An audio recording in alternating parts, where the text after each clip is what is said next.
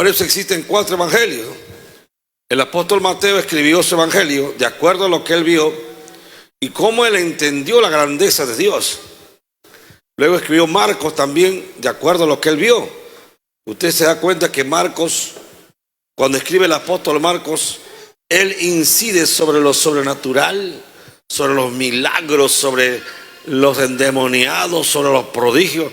San Marcos, el apóstol Marcos, le encantaba el área espiritual, ¿no? El área que muchos de repente no conocen. Pues San Marcos cuenta todas las cosas mejor desde el punto de vista espiritual. En cuanto a los milagros, los prodigios, las sanidades, ahí es donde el apóstol Marcos cuenta, ¿no? Mateo es un poco más, incide un poco más en el estudio, comienza con la genealogía de Jesucristo en el capítulo 1, ¿no? Toda la genealogía, una genealogía ya, por supuesto, basada en la gracia, ya no una genealogía netamente judía, sino basada en la gracia. Y esa genealogía está escrita en Mateo. Luego viene Mateo a escribir un poco más neutral, por decir así, o menos efusivo, el evangelio de San Mateo. Luego viene a escribirlo Lucas, que fue el estudioso, el médico. El apóstol Lucas era médico, por si ustedes no lo saben, ¿no? Él era médico de profesión y él siguió a Jesús. Y como todo estudioso, pues le encanta leer, ¿no? Y Lucas escribe el evangelio de San Lucas y dice con solicitud, de hecho, todo esto, ¿no? Y cuando dice con solicitud, con mucha solicitud, quiere decir que lo hizo escudriñando, estudiando, dice, ¿no? Y aún dice, habiendo corroborado los testimonios, habiendo ido a hablar con los mismos protagonistas de todo, él pudo escribir San Lucas. Encontramos las visiones diferentes de los 4 evangelios. Finalmente el de Juan, que vamos a leer, el apóstol Juan puede ser un apóstol mucho más, ¿cómo puedo decirle? Sensible. Era más sensible, más guiado al amor, al cambio a través de una conducta pues suprema como es el amor, ¿no? Por eso San Juan escribe con una forma poética el capítulo 1, ¿no? De tal manera amó Dios al mundo, en San Juan 3:16, ¿no? Capítulo 12, más a todos los que, capítulo 1, a todos los que recibieron, les dio potestad de ser hechos hijos de Dios. Entonces encontramos esa caricia con la que habla San Juan.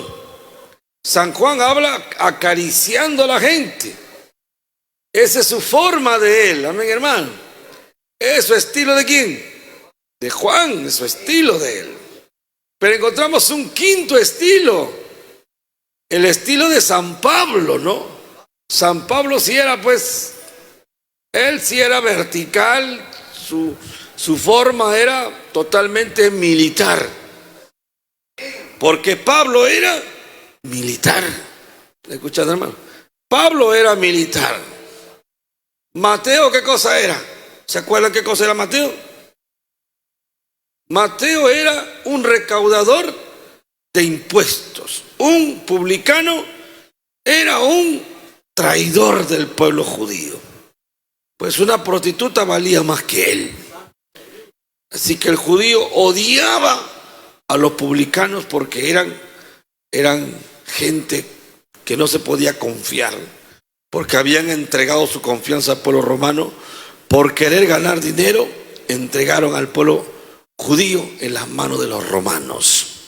Por eso odiaban tanto a los publicanos, peor que a cualquier pecado. Ese era el pecado más horrible, de ser publicano.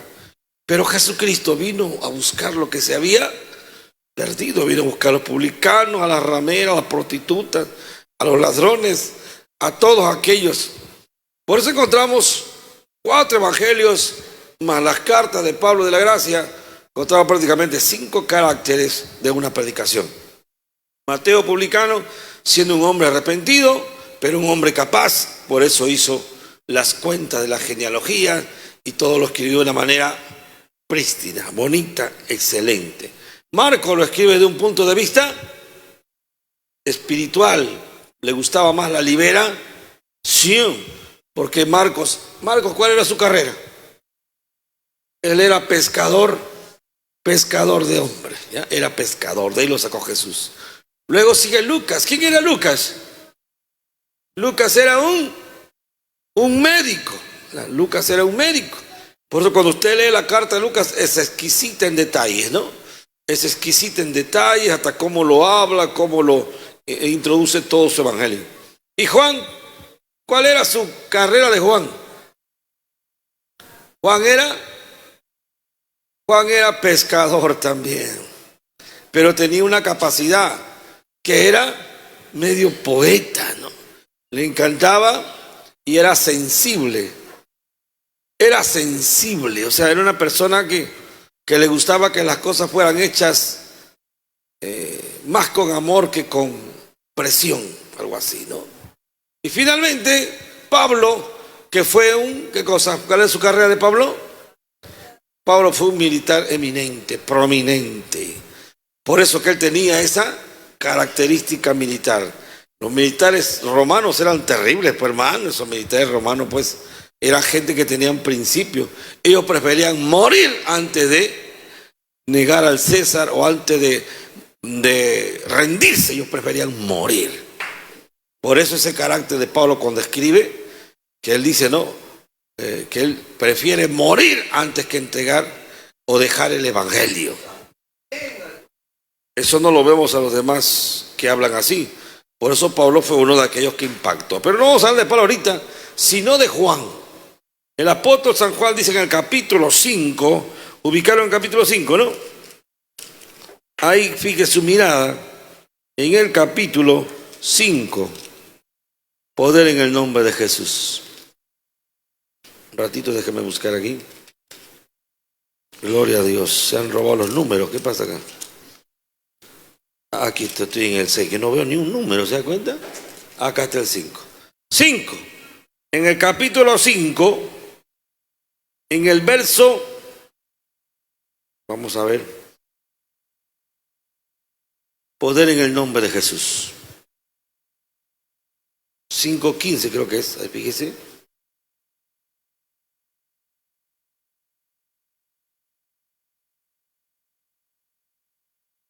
Ya, el paralítico de Betesda, en el 5:14 vamos a leer. Después le halló Jesús en el templo y le dijo, ¿qué le dijo? Mira, has sido sanado. Otra vez. Jesús le halló en el templo al paralítico cuando ya había dejado de ser paralítico, porque Cristo le sanó. Y le dijo estas palabras. Mira. Le dijo, mírame, escúchame. Está atento a lo que te voy a decir, le dijo Jesús. Escúchame porque esta es una advertencia para ti. Te dice Jesús ahí. Mira, has sido sanado. No peques más para que no te venga alguna cosa peor. El Señor diciéndole a los que sanaba que nosotros buscamos a Dios, nos arrepentimos, nos reconciliamos con Él, prácticamente, pero Él nos da una orden. ¿Cuál es? No peques más. Y aún si hubieses pecado, tienes que volver a reconciliarte con Dios. Pero tampoco peques más, porque Dios tiene sus límites también. Gloria a Dios. Pero la Biblia dice que el que ha cometido pecado, abogado tiene a Jesucristo. Y la sangre de Jesucristo el justo nos libra de todo pecado. O sea, el que ha pecado también se puede reconciliar. Y se reconcilia, pero haciendo la promesa a Dios de no volver a pecar. Pero aún si pecare, tiene que arrepentirse. Aleluya. Para cortar toda trama que el diablo venga contra nosotros. Porque inmediatamente él viene a cobrar cuero por cuero, ¿no? Él viene a cobrar, y antes que él venga, mejor me reconcilio con Dios. Aleluya. Y uno se reconcilia con él con esa advertencia. No peques más. Gloria a Dios, hermano. Y el hombre se fue con esa advertencia. Y dio aviso a Jesús, a los judíos, quien lo había sanado. Esto no solamente de aquí. ¿Se acuerdan también cuando Jesús sanó a la mujer adúltera? la libertó, perdón, le perdonó. Esa mujer le iban a apedrear, ¿se acuerdan? Los hombres la habían sacado y no habían sacado al otro hombre. ¿Qué había pasado con el otro pecador? Pero habían sacado a la mujer y la iban a apedrear. Y Jesús estaba sentado y escribía con su dedo en tierra, ¿no? ¿Qué cosa había estado escribiendo? No sé, o dibujando, sabe Dios. Y los hombres venían y le preguntaban: Señor, esta mujer ha sido sorprendida en el acto mismo del adulterio. O sea, la encontraron prácticamente en el cuarto. Esta mujer ha sido sorprendida en el acto mismo del adulterio. ¿Qué nos aconseja que hagamos? Porque Moisés dijo que hay que apedrearla. Moisés dijo que ahorita mismo la apedreamos. Mira que hay como 200 personas con su piedra en la mano, cada uno con una piedra que pesa 10 kilos para aventarlo sobre su cabeza. Y le dijeron a Jesús: ¿qué hacemos, Jesús? Mira, le dijeron: porque en la ley está escrito, Moisés dijo que hay que apedrearla. Y apedrearlo si fuera hombre también. Se le apedreaba a muerte. Una sola piedra nomás te desnucaba y agüita. Y escúchame, hermano, ¿qué pasó? Jesús no le respondía nada, hermano. Aleluya. Jesús no le respondía nada. Y ellos decían: ¿qué pasó? Jesús no. Jesús, respóndenos. Y Jesús, como vio que se estaban alterando ya, Jesús le dijo: el que esté libre de pecado, que tire la primera piedra. El que esté libre de pecado, que sea el primero que le tire la piedra a esta mujer. Porque no solamente el adulterio es pecado, también la mentira, el robo, la estafa, el engaño, el chisme, el odio, el resentimiento. Todo eso es pecado, pero a veces nosotros ponemos un pecado como si fuera más grande que el otro. Todos esos pecados son de muerte. Los pecados de muerte son los grandes. Los pecados que no son de muerte son los pequeños, por decir así. Pero los que he mencionado son de muerte. Pero nosotros en nuestro código pues valoramos uno más que otro, porque el adulterio es lo mismo que la mentira, es lo mismo que el robo, que la estafa, que el homicidio, que el suicidio. Es casi lo mismo que deshonrar a tus padres. Entonces, si todo va por allí, hay que tener mucho cuidado cuando juzguemos, porque la Biblia dice que juzgar con justo juicio.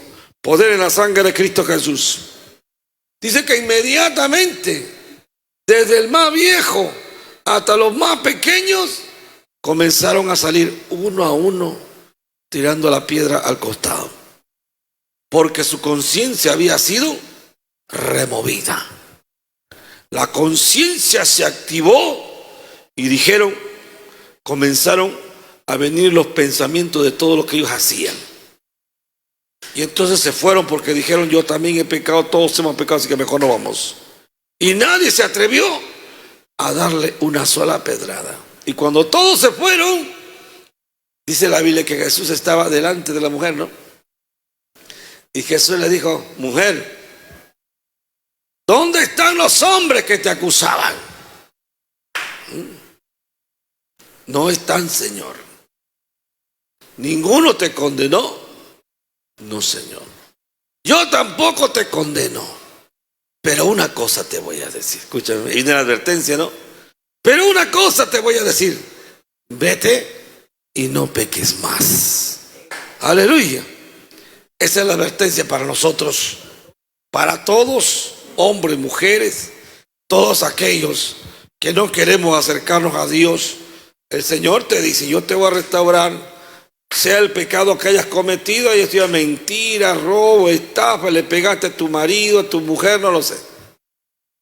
El Señor dice: yo te voy a restaurar, pero con una advertencia. ¿Cuál es? No peques más. ¿Y por qué el Señor le dice así? Porque los demonios vienen y toman ventaja, hermano. Ese es el problema. Porque si no hubieran demonios, pues no habría consecuencias, ¿no? Pero cuando los demonios ven que el ser humano ha pecado y empiezan a ver la puerta abierta, se meten, hermano, y no perdonan. No perdonan. Y cuando se meten, no quieren salir. No quieren salir. A muerte no salen, hermano. A no ser que venga uno más grande que ellos. A su nombre. A su nombre. Y a su nombre. Entonces, mire cómo San Juan nos guía, ¿no? A través de una restauración. Y nos habla y nos cuenta cómo Jesucristo pues restauró a este hombre. Al paralítico le dijo, vete y no peques más. ¿Para qué? Para que no te venga una cosa peor. Así es, porque usted va al mundo, se desbanda, hoy día toma, se emborracha y después de una semana sigue perdido, no lo encuentran. ¿Por dónde acabará? Viene, después no interesa nada, peor que antes. Ah, el diablo viene y toma control.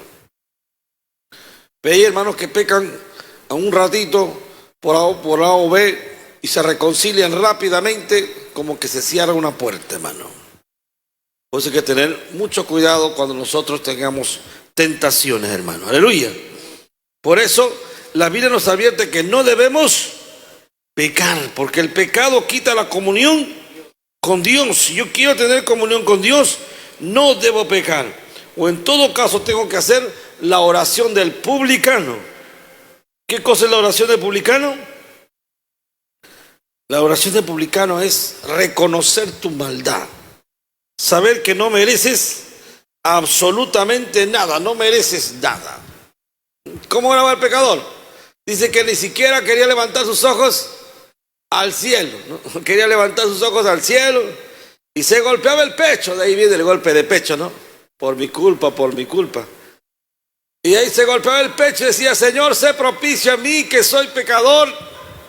Sé propicio a mí que no merezco nada sino la muerte.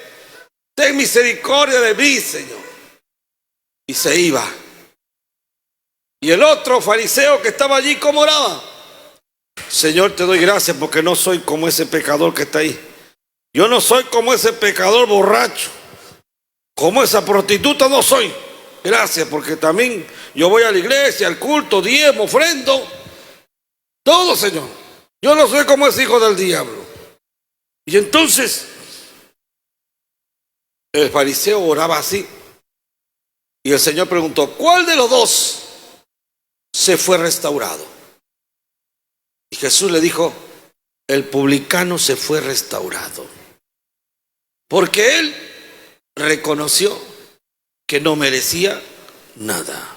Mas el fariseo se quedó con sus pecados. Porque nosotros podemos juzgar, indudablemente, sin dejar la misericordia, pues hermano. Yo puedo juzgar, pero entender que la misericordia no está por encima de mi juicio. Porque al final, al que yo juzgo, al final se muere, se va al cielo y yo no. Yo también tengo que pensar, de repente ese al final se pone mejor que yo y yo me pongo peor y ese se va al cielo y yo no. Entonces tengo que solamente depender de la misericordia de Dios al final. Poder en la sangre de Cristo, hermano, a su nombre, a su nombre y a su nombre. Por eso primera de Juan 1:9 dice, primera de Juan 1:9 dice, si confesamos nuestros pecados, Dios es fiel y justo. Y hasta de memoria lo sabemos de eso, ¿no? Dios es fiel y justo para perdonarnos nuestros pecados y limpiarnos de toda maldad. Él es fiel y justo para perdonar nuestros pecados, pero hay que confesarlo. ¿A quién? A Dios hay que confesarlo. Hay que confesar, hay también que ir al pastor y contar esto, ¿no? ¿Cómo te vas a restaurar? Tiene que haber una restauración si nosotros queremos acercarnos a Dios. Aleluya. Aleluya, hermanos. Por eso San Juan, que estamos aquí en el libro de San Juan, es el que nos trae esa capacidad de entender la misericordia. ¿Qué dice Mateo capítulo 5, ¿no? Dice, bienaventurados los misericordiosos, porque ellos alcanzarán misericordia, hermano. Si usted va a predicar a una prostituta, usted tiene que ver cómo llegar al alma de esa prostituta, ¿no? Porque el diablo es experto para llegar al alma de un ser humano. Podemos llegar de muchas formas. Podemos predicarle como Pablo lo hace, así radicalmente, que las que son rameras se irán al infierno. Y eso es un estilo de predicación. No está mal tampoco predicar así. Podemos predicar también como Lucas, que se va a la enfermedad del alma, ¿no? ¿Cómo estás enferma del alma? Tú necesitas un cambio en tu vida. Pero hay otra forma de predicar como la de Juan, la del apóstol Juan, ¿no?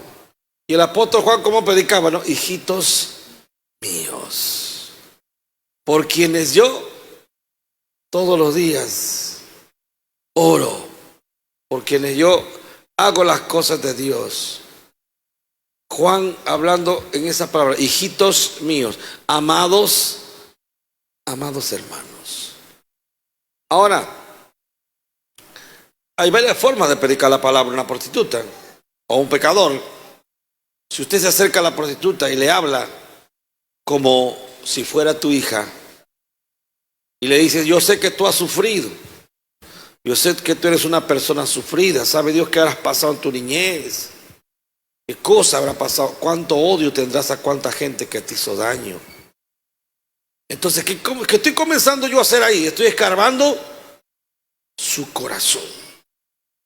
Y el corazón de ella se va a abrir más rápido porque le tocó esas palabras. Aleluya. Porque Dios usó esas palabras para abrir ese corazón. Y Dios la convirtió porque vino uno que predicaba como Juan, como el apóstol Juan. O de repente a ella no le gusta, si no le gusta la cosa más radical, y vino uno como el apóstol Pablo y predicó que el infierno te espera, arrepiéntete porque los demonios están a punto de llevarte al infierno. Y ella se trauma, yo también quiero a Cristo, no, yo no quiero irme al infierno, se entrega a Cristo. Por eso hay diversidad de predicadores, mi hermano. Por eso los predicadores son diferentes, unos predican con el amor de Cristo, otros predican con un estilo de Pablo, otros predican como Lucas, otros predican como Judas también. Pero Judas el bueno, el que está en el capítulo 1 de Apocalipsis. Otros predican como Santiago, ¿no? Como Timoteo, como Tito, como Filemón. Predican cada uno de acuerdo a lo que Dios le ha dado. Aleluya, hermanos. Por eso la Biblia dice que el que gana almas es sabio. O sea, no simplemente que yo voy a ganar un alma como yo la quiero ganar, no, sino que tengo que ver hacia qué personas yo le estoy hablando, a qué personas me estoy dirigiendo. ¿Y cómo puedo llegar a su corazón de ellos? Porque la base acá es el corazón. ¿Cómo hace el diablo para destruir a un ser humano? El diablo ha creado muchas cosas, pero ha creado una de ellas para tocar su corazón. ¿Sabe cuál es? La música. La música. Y el ser humano escucha la música. Y la música como que toca su alma, ¿no? Cuando está en desamor, porque de repente el enamorado le dejó, o la enamorada lo cambió por otra, y se va a su casa y escucha música de amor, de desamor, ¿qué siente? Decepción, la música lo lleva a llorar, se pone a llorar con la música ahí, repite la canción, se pone a cantar, se pone a tomar, y hace un montón de barbaridades con esa canción. Porque el diablo hizo la música para esas cosas también. Otro se suicida porque la música lo llevó. La música tiene letra que para que ya vivo, que ya no merezco vivir, que sin ella no puedo vivir. Y entonces el hombre dice, ¿verdad? No me mato ahorita, me meto al carro, me meto a la carretera. Y entonces el diablo con la música tocó su corazón y le incitó a hacer cosas que ella en su sano juicio no haría. Aleluya. Usted va a un baile social y usted ¿qué ve? Tonterías, ¿no? Toman ahí, después están peleando, después están...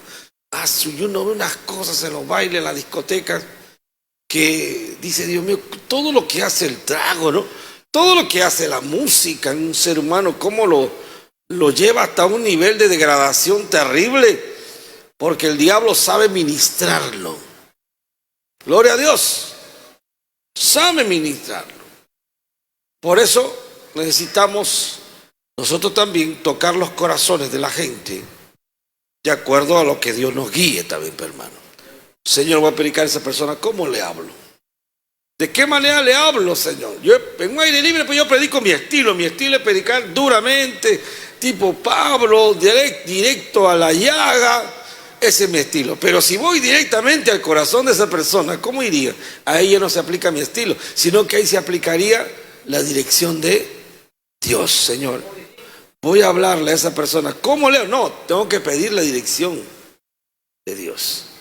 Señor, ¿cómo le hablo? Porque de repente la que voy a hablar es una persona que ha sido militar. Entonces a esas personas, ¿qué le gustan? Las cosas así, directas. Yo no sé con quién estoy hablando. ¿Quién lo sabe eso? ¿Solamente lo sabe? Por eso pido, Señor, voy a predicar esa zona. Yo no sé con qué persona voy a encontrar. Usted hable por mi boca, para que esa palabra haga efecto en las personas a quienes les voy a hablar. Porque de repente voy a hablar yo como sé, pero es tu Espíritu Santo el que convence de pecado, de justicia y de juicio. Por eso necesito tu dirección. A su nombre. A su nombre. Y a su nombre. Aleluya. Pero tenemos en sí, hermanos, tenemos en sí el deseo, pues, de tener la capacidad de que el Espíritu Santo nos use. ¿Cómo hablarle a una persona y traerlo a la iglesia? ¿Cómo tocar el corazón, no? Los hombres por lo general tienen formas, pero no diría yo que anda así, porque yo siempre que le hablo a la gente ha sido a través de pedirle dirección a Dios. Cuando predico, sí predico lo que yo sé predicar, como Dios me llamó a predicar. Pero cuando yo trato directamente con la persona, no soy como predico. Y ustedes lo saben. Cuando yo trato con la persona directamente, no soy como predico. ¿Por qué? Porque necesito abrir el corazón, necesito ministrar el corazón. No puedo ir a lanzar palabras genéricas, sino tengo que yo ministrar un corazón que ya tiene heridas, que viene de repente destruido del mundo, que está de repente confundido. Necesito ministrar esa alma. Poder en el nombre de Cristo, hermano. A su nombre y a su nombre, hermanos. Por eso, hermano, ya hemos dicho que si ¿confesamos qué? Romanos 4:7 dice, dichosos aquellos cuyas transgresiones son perdonadas, dice Romanos 4:7. Dichosos, felices aquellos al que sus transgresiones, sus pecados les son perdonados. Claro, pues, hermano, porque no hay mancha en tu vida. Yo sé que hay tiempos en el cristiano. Hermanos, los cristianos tienen tiempos de Dios. Hay tiempos donde el cristiano está con un fuego terrible. Viene un tiempo de las pruebas y el cristiano baja. Y luego se va al mundo. Miren, hermano, la mayoría de cristianos terminan su ciclo yéndose al mundo. Los más fuertes se quedan. Pero el 90%, el 80% de hermanos se van al mundo. La mayoría, hermano. Y uno lo ve con tristeza, hermano. Porque ya acabó su ciclo, ya como que quieren irse al mundo, ya no quieren buscar a Dios. Y eso es triste. Pero vienen otras generaciones, ¿no? Vienen otros hermanos, comienzan a avanzar y ellos se van alejando, otros se acercan y no se alejan. ¿Ves? Eso sucede en cristianos que se van descuidando lentamente, hermano. Porque el proceso de caída es lento. Es un proceso lento, no es rápidamente, que yo ya mañana caí. Pero la Biblia dice, dichoso el que es. ¿Qué cosa? ¿Leyeron el texto? Romanos 4:7. ¿Qué dice? Ya ven, no han leído y están mirando acá. poder en la sangre de Cristo. ¿Qué dice? Claro, bienaventurados y dichosos, pues, aquellos cuyas iniquidades son perdonadas, bienaventurados, dichosos, aquellos cuyas transgresiones, cuyos pecados son perdonados, dice el apóstol Pablo, que habla a los romanos. Porque el pecado es peste, es inmundicia para este mundo. Pero cuando un pecado es borrado, miles de transgresiones son borradas. Y el mundo es limpiado, dice la Biblia. El mundo es limpiado cuando un pecador se arrepiente. Miles de pecados son perdonados. El mundo se limpia, se empieza a limpiar por un pecador que se arrepiente. Pero habiendo millones de pecadores, ¿cómo se ensucia el mundo, hermano? Se ensucia de una manera terrible y los juicios de Dios se adelantan también. El pecado adelanta los juicios de Dios. El pecado lo va a adelantar siempre. Por eso, cuando una nación se pervierte, el juicio de Dios llega rápidamente. Aleluya. Por eso, no peques. Aleluya. No peques. Yo te aconsejaría, hermano, que no peques. Vamos a Romanos capítulo 6, un ratito. Abra su Biblia ahí, Romanos, sí, capítulo 6. Todos esos capítulos que hay ahí están hablando sobre el pecado. Todos esos capítulos 4, 5, 6 hablan sobre el pecado. Todo eso es necesario que usted lo lea. Ahí viene la justificación, ¿no? Porque una vez que nos arrepentimos, somos justificados. Por eso hemos leído, ¿no? Bienaventurados aquellos cuyas iniquidades son perdonadas y cuyos pecados son cubiertos. Bienaventurado el varón a quien el Señor no inculpa de pecado, dice, hermano. Bienaventurados somos nosotros. Y eso le habla a los romanos. Vamos al capítulo 3. Capítulo 3.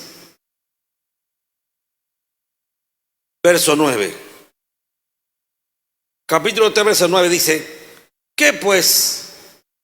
¿Somos nosotros mejores que ellos? Está hablando de los judíos, ¿no? Como pecadores que eran también. ¿Somos nosotros mejores que ellos? ¿Qué dice? En ninguna manera no somos mejores que ellos. Pues ya hemos acusado a judíos y a gentiles que todos están bajo pecado. Como está escrito, no hay justo ni aún uno solo. No hay quien entienda, no hay quien busque a Dios. Todos se desviaron a una, se hicieron inútiles. No hay quien haga lo bueno, no hay ni siquiera uno. Sepulcro abierto es su garganta, con su lengua engañan, veneno de serpiente hay debajo de sus labios. Su boca está llena de maldición y de amargura. Sus pies se apresuran para derramar sangre.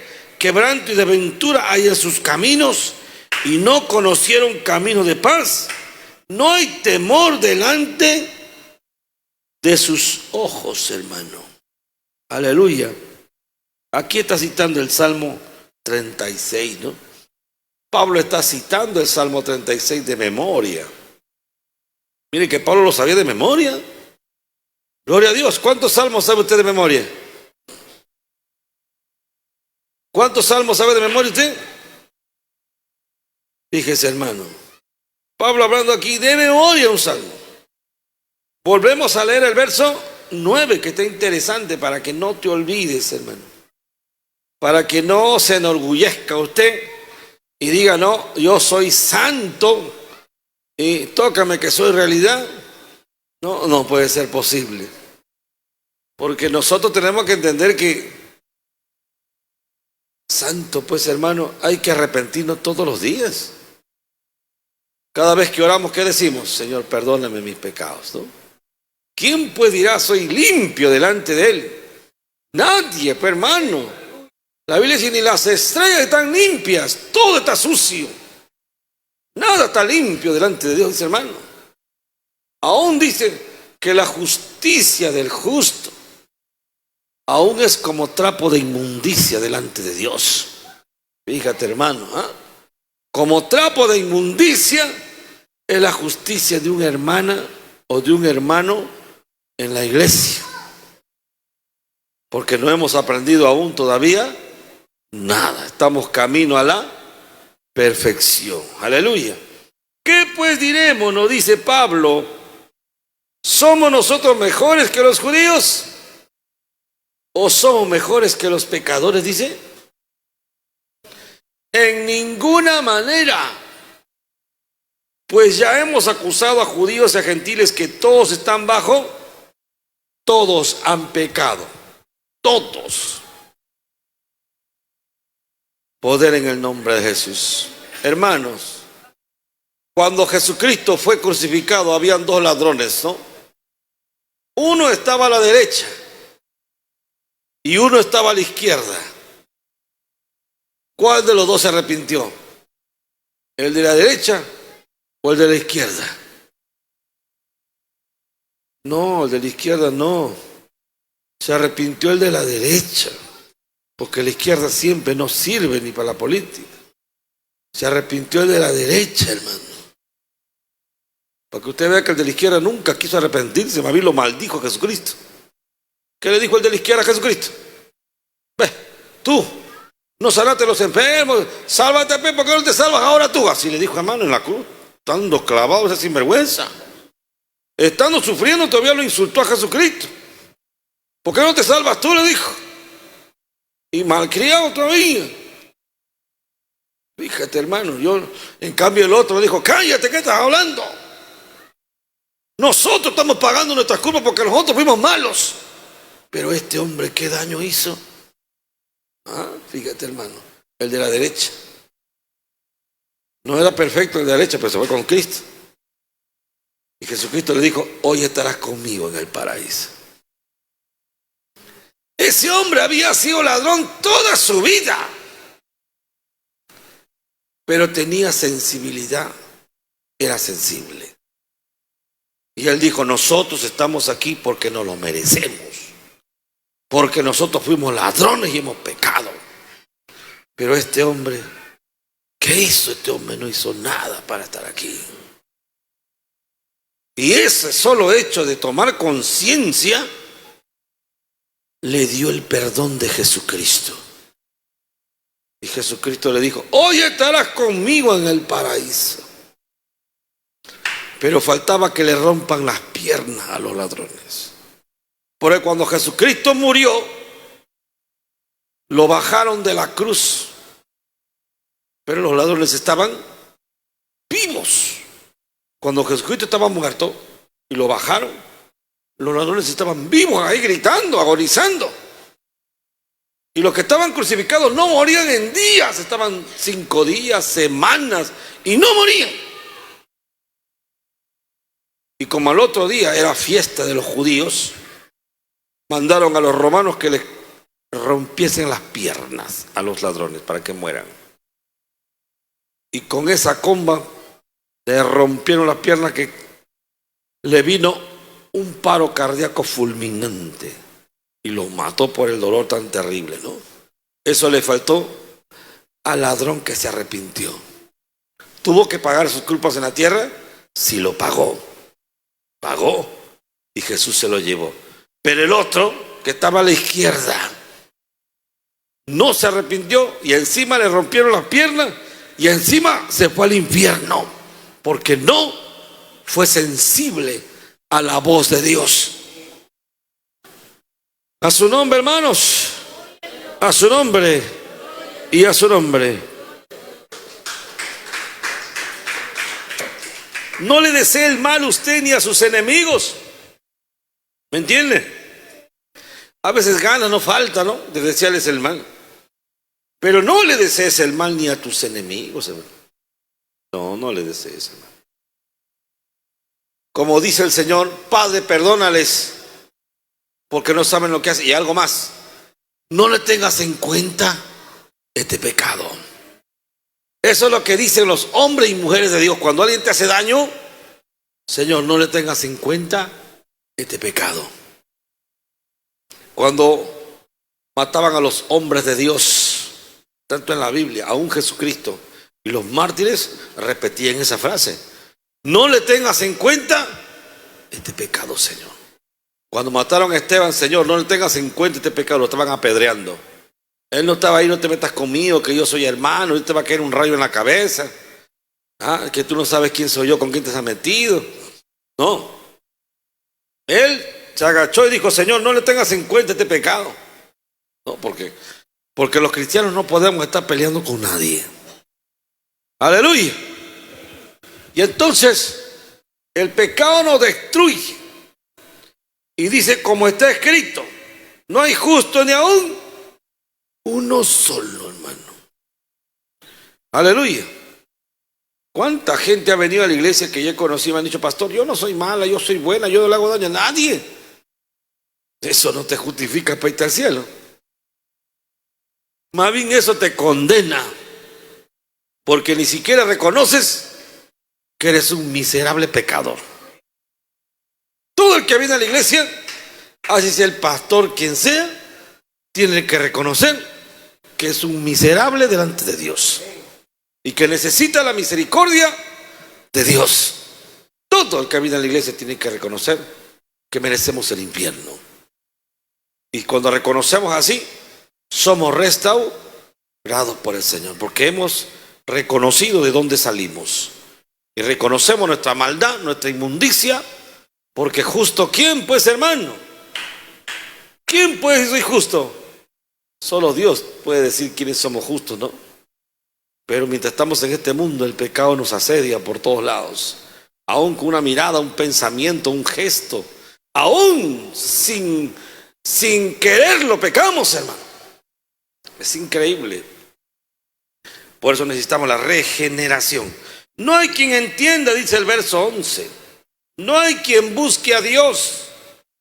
Todos se desviaron, a una se hicieron inútiles. Mira, Pablo diciéndole inútiles. No se vaya a molestar, el pastor me ha dicho que soy un inútil.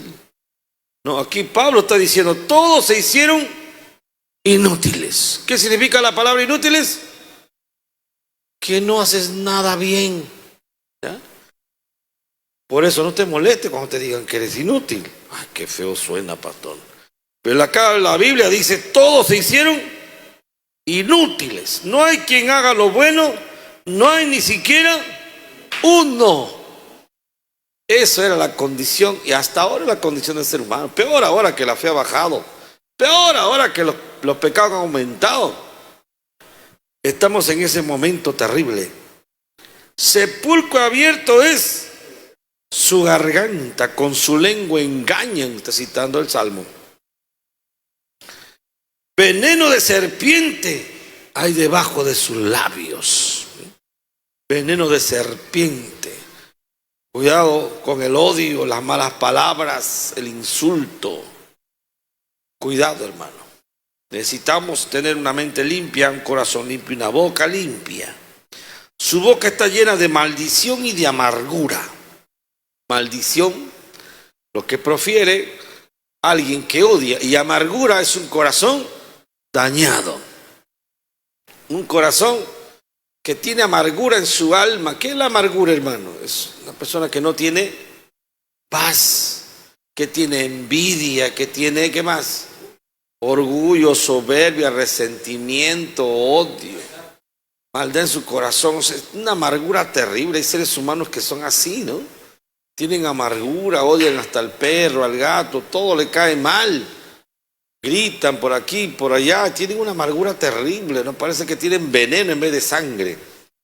Y luego dice, sus pies se apresuran para derramar sangre, quebranto y desventura hay en sus caminos.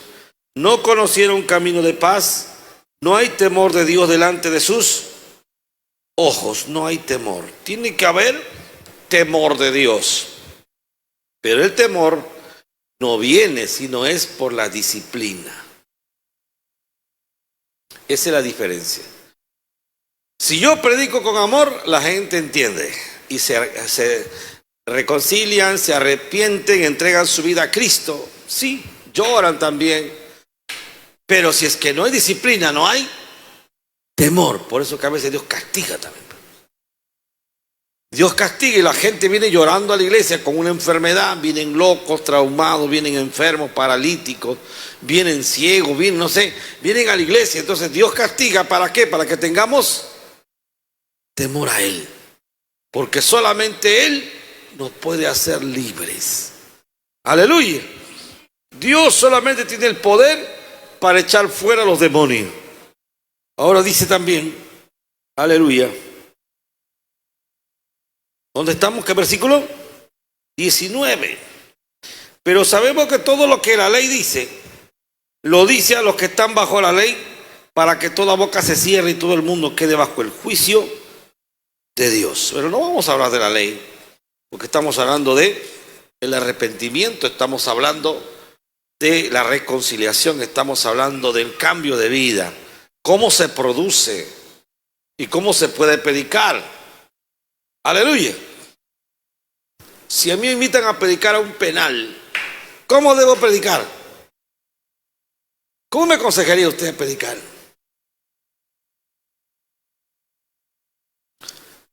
Como Pablo, como Lucas, como Marcos, como Judas, como Santiago, como Bernabé, como Mateo.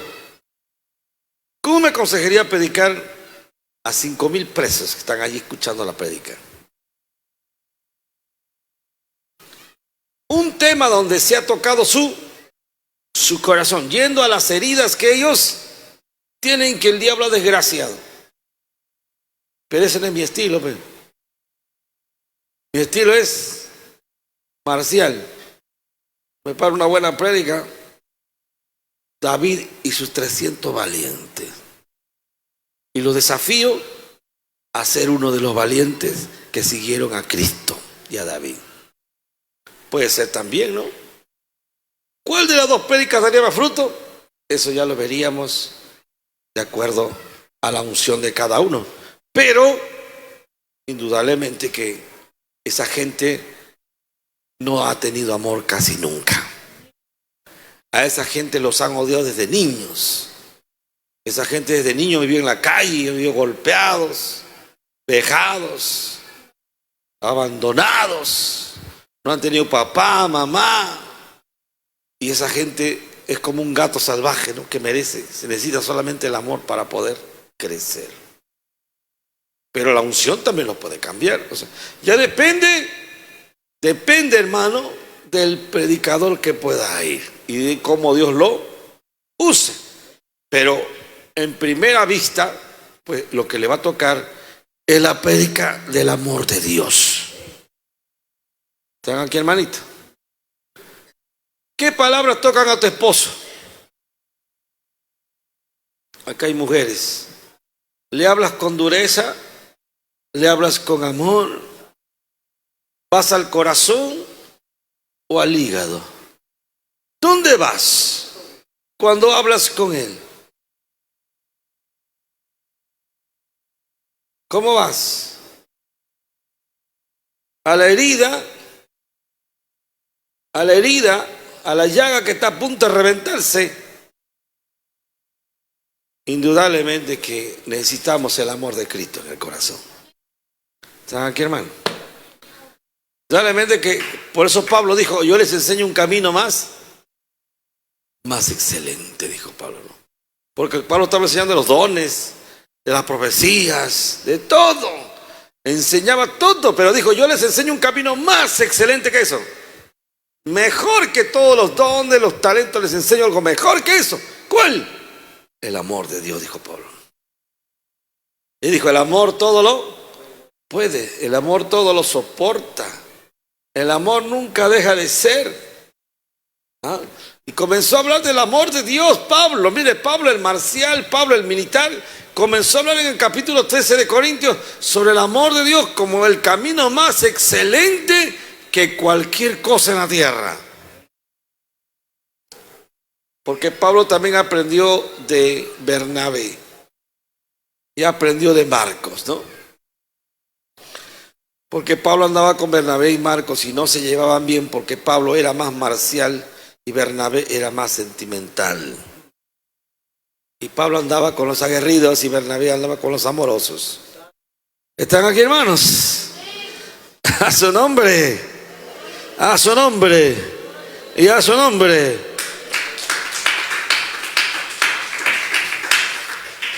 ¿Y por qué caló tanto Pablo en Roma y todo Tesalónica y toda el Asia Menor? ¿Por qué caló tanto su palabra de Pablo? ¿Y por qué no caló a los judíos? ¿Por qué? Porque en ese tiempo pues el imperio romano estaba efervescente. Todo el imperio era un imperio militar. Toda la gente en Roma era gente militarizada. Todos estaban a flor de piel en la guerra. Por lo tanto, la prédica de Pablo era excelente para ese momento. Aleluya. ¿Están aquí, hermano? Más los demás apóstoles estaban ¿dónde? En Jerusalén. Estaban en Jerusalén y estaban en todo Israel. Ahí estaban ellos. Pero Pablo salió porque tenía que predicar al imperio.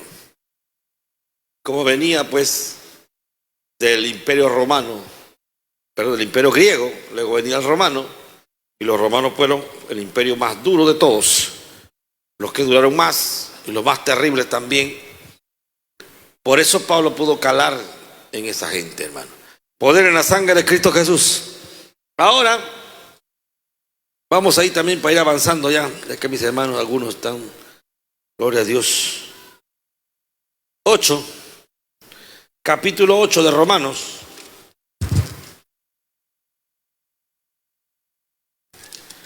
Capítulo 8 de Romanos, ¿qué dice? Ahora pues, ninguna condenación hay para los que están en Cristo Jesús, los que no andan conforme a la carne, sino conforme al Espíritu.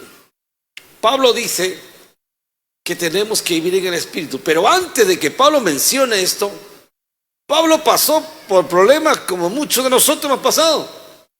Mire, ve, vamos al capítulo anterior. En el verso número 20 en adelante, ¿ya? Para que usted vea algo que de repente nunca ha visto. Ahí mismo, sí, Romanos 7:20.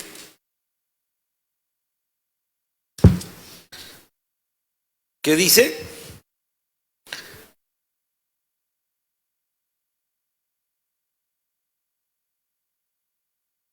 Y si hago lo que no quiero, ya no lo hago sino el pecado que mora en mí. Siga. Así que queriendo yo hacer el bien, ¿qué dice? Hallo esta ley, que el mal está en mí. Porque según el hombre interior me deleito en la ley de Dios, pero veo otra ley en mis miembros que se rebela contra la ley de mi mente y que me lleva cautivo a la ley del pecado que está en mis miembros. ¿Qué dice Pablo ahí? Miserable de mí, dice Pablo. ¿Quién me librará de este cuerpo de muerte? Gracias doy a Dios por Jesucristo el Señor. Así que yo mismo con la mente sirvo a la ley de Dios, mas con la carne a la ley del pecado. No quiere decir que Pablo estaba pecando. Quiere decir que eso era una lucha diaria. Una lucha. La lucha entre la carne y nuestra mente. Aleluya. La carne y nuestra mente es una lucha constante. Y Pablo dice, miserable de mí, dice Pablo. Como cualquiera de nosotros cuando estamos en un momento de una encrucijada, ¿no? Que estás bajo espiritualmente, el diablo viene con todo su embate sobre ti y no sabes qué hacer. Ahí viene, ¿no? La mente, la carne, el diablo, todo comienza. Y la carne pues quiere irse al mundo. La mente quiere buscar a Dios. Los demonios te jalan al mundo y al pecado. Y tú dices, miserable de mí. ¿Quién me librará de este cuerpo de muerte? Por eso Pablo quería irse al cielo, porque en el cielo ya no está este cuerpo, hermano. Esta carne que te pide pecado ya no va a existir en el cielo. Solamente el cuerpo de gloria. ¿Están aquí, hermanitos? Porque esta carne te dice quiere bailar, esta carne quiere tomar, quiere fumar, esta carne quiere irse a cualquier lado, pecar, fornicar, adulterar. Pero el Espíritu Santo te dice, busca, espera en Cristo. Somete tu carne al poder del Espíritu Santo. Pero eso cuesta. ¿Por qué? Porque tienes que someter la carne. Y someter la carne significa soportar. A su nombre. A su nombre. Y a su nombre, hermanos. Así que Pablo, como cualquier otro mortal, tuvo la lucha contra el pecado, con la diferencia que Pablo tenía porte militar y tenía decisión de morirse antes de pecar. Tenía una formación militar, nosotros no la tenemos. Usted no tiene formación militar. Ninguno de los que están acá tiene formación militar, por eso que viene a usted a la hora que viene, a la hora que quiere, cuando quiere. O no tiene usted formación. Usted tuviera formación militar, fuera otra cosa esta iglesia, ¿no? Fuera diferente. Poder en la sangre de Cristo. Ahora dice Pablo que si nosotros vivimos en el Espíritu, nos libra del pecado y de la muerte. Verso 3, porque lo que era imposible, capítulo 8, verso 3, por lo que era imposible para la ley, por cuanto era débil por la carne, Dios enviando a su Hijo en semejanza de carne de pecado, y a causa del pecado, condenó al pecado en la carne. ¿Qué hacía Jesucristo cuando tenía tentación, hermano? Pregunta, ¿qué hacía Jesucristo cuando tenía tentación? Bueno, fuera que orar a Jesucristo, ¿no? Él se iba más. ¿Cómo puede ser que una oración usted derrame gotas de sangre de su frente? A ver, diga. Que tanta intensidad era la oración que se rompían los poros, se rompían los vasos sanguíneos y se derramaba sangre mezclada con sudor. ¿Cómo era posible esa intensidad de oración? Era porque Cristo no quería caer en ninguna tentación. Pero sin embargo los cristianos no oran así. Cuando están en pecado o en tentación, en vez de orar, se dejan morir. Uno tiene que orar porque el pecado es la entrada a la muerte espiritual. Es la entrada al infierno y no podemos pasar fácilmente a ese lugar. A su nombre, hermanos, a su nombre y a su nombre. Gloria a Dios. Sopórteme 5 minutos más, ¿ya? Capítulo 12 de Romanos, para ir terminando. Capítulo 12 de Romanos. Dice en el verso 2: no te conformes a este mundo, te dice el consejo de Dios. No te conformes a este mundo, sino transfórmate por medio de la renovación de nuestro entendimiento, o sea, nuestra mente, para que compruebes cuál sea la buena voluntad de Dios, agradable y perfecta. ¿Ya? Así que necesitamos nosotros vencer, transformar la mente. Lo primero que el diablo va a matar es tu mente, lo primero. En la mente está la guerra más fuerte. Ahí está la batalla más fuerte en la mente. Y finalmente, en el verso 21, verso 21, que dice: no seas vencido de lo malo, sino vence con el bien el mal. No seas vencido de lo malo. Todos tenemos tentaciones, los viejos, las viejas, los jóvenes, los ancianos, los niños. Todos tienen tentaciones.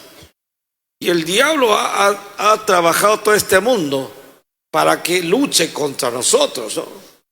El diablo es el príncipe de esta tierra y tiene el mundo espiritual para destruirnos, pero también tiene el mundo para destruirnos y usa nuestra carne para destruirnos totalmente. Así que él tiene 3 fortalezas para luchar contra nosotros. Usa nuestra carne, usa el mundo y usa su poder espiritual. Por eso no podemos vencer si no es con el Espíritu. No podemos vencer si no es con Dios, hermano. Es imposible ganar una batalla sin Dios, hermano. Por eso Jesucristo dijo, sin mí nada podéis hacer. Así dijo Jesucristo. Sin mí nada vas a poder hacer. Porque la lucha es demasiado fuerte, pero hermano. ¿Qué no puedes pelear con un demonio nunca? No puedes pelear con tu carne. Te domina, te maneja. Y no puedes pelear contra el mundo porque está diseñado para destruirte.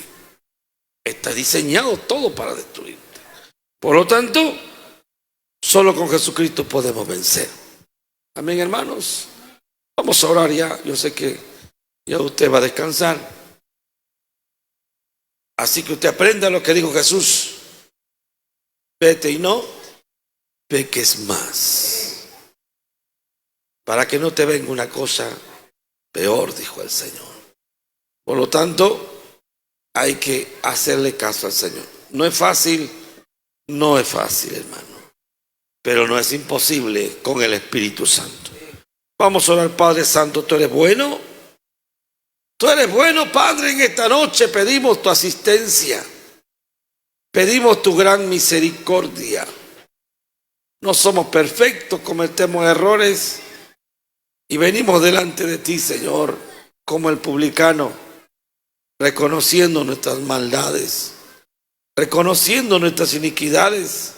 Aún pues, ¿quién es justo delante de ti? ¿Quién podrá estar limpio delante de un Dios 3 veces santo?